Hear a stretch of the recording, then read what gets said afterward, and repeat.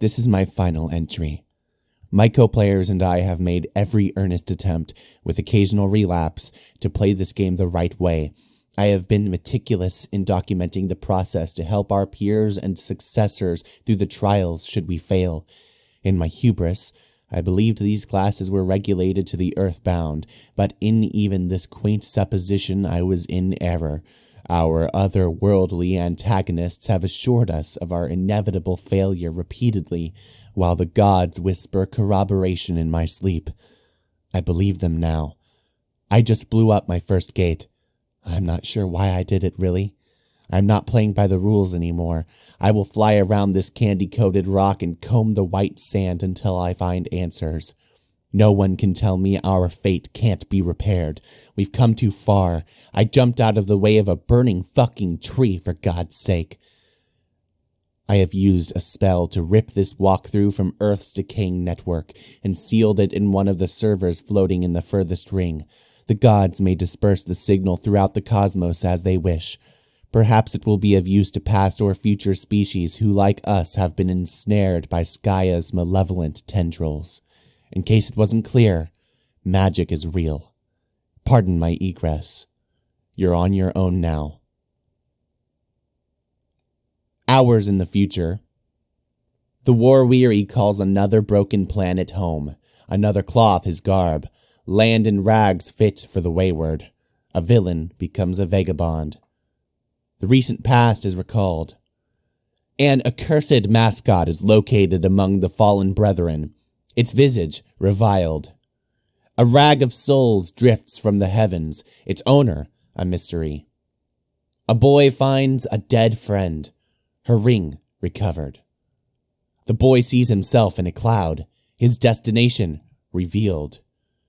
Hours in the future. A mistress becomes a mendicant. The recent past is recalled. A communication device is borrowed, a rendezvous arranged.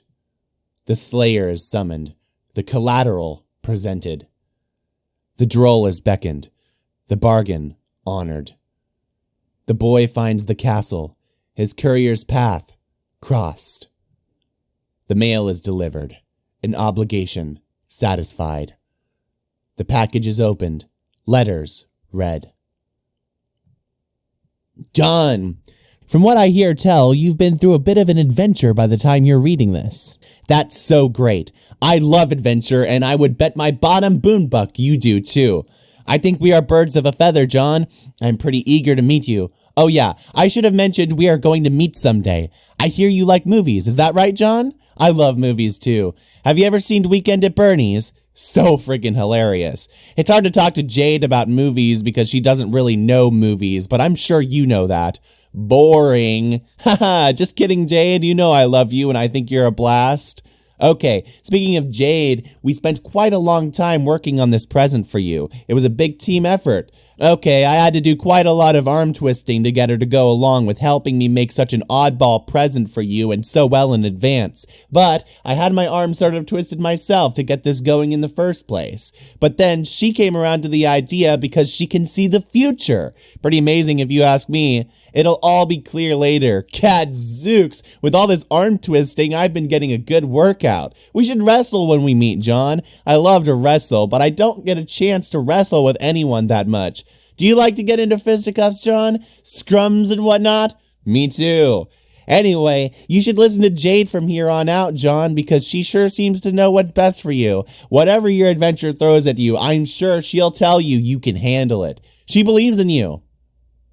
There's another page to this letter. There's another letter from a different author. Dear John, happy birthday! Even though it's super late and you probably went through a lot of trouble to get it, I really hope this present cheers you up. You looked so sad while you were reading my letter, which is to say the one you're reading right now. I can explain. You see, when I go to sleep, in my dreams, I wake up on the moon of a planet called Prospect. By now, you must know about this place. I have lived there in my dreams most of my life, and I made many friends there over the years. And you were there too, but you were asleep. The fact that you are awake now, I think, means all my friends are in trouble. You are awake because it is your job to help them. We will both help them. But, I know these things because while I was on the moon, whenever it passed through Skya, I could see lots of things in the clouds. The past, the future, stuff about our friends, and stuff about you. Now that you are awake and apparently at the center of Skya, wow, you should be able to see stuff in the clouds too. Maybe you already have. About this present, my pen pal helped me work on it. He included a letter, too. He's really funny and silly. I like him a lot, and I think you would, too. It took a long time between the two of us, and sure, the present looks like a fun and completely ridiculous thing to get, but it is also really important. You are getting it exactly when you need it most. Maybe that's hard to believe, but it's true. I saw it happen already. I don't see everything, John, and I definitely don't know everything that's going to happen. But when I do know something, I always try to do my best to help people in the future. When I'm supposed to, that is. You'll get the hang of it. John, I am really looking forward to seeing you when you wake up. It's been nice playing with my Prospician friends and all, but also kind of lonely knowing you were in the other tower sleeping and having lousy dreams.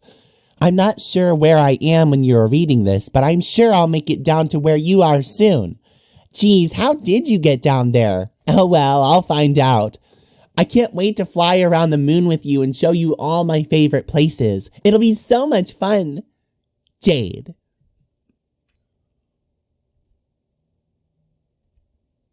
A boy's grief is interrupted.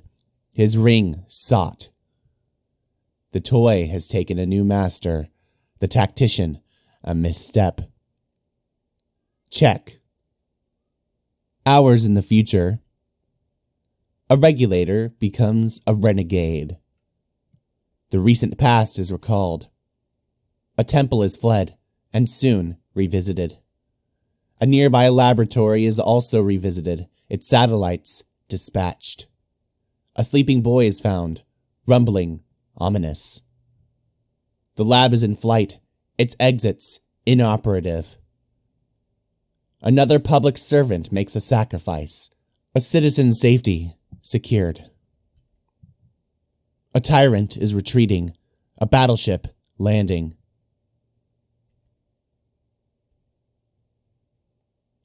A grandfather mourns, a family tradition honored. A queen mourns, a kingdom bid farewell. Hours in the future. Her journey through the wind-swept must be walked alone. Her entourage bid farewell. A queen becomes a questant. And then years.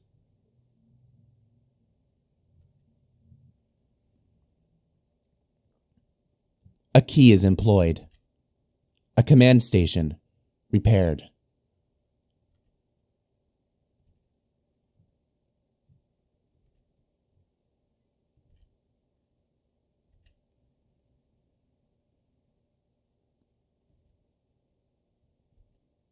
There's another cloud. And inside, a dark laboratory, unused for years. And inside, a fourth wall, pilfered from a bureaucrat's office and absconded with years ago. It isn't turned on, but if it was, this was almost certainly what it would see.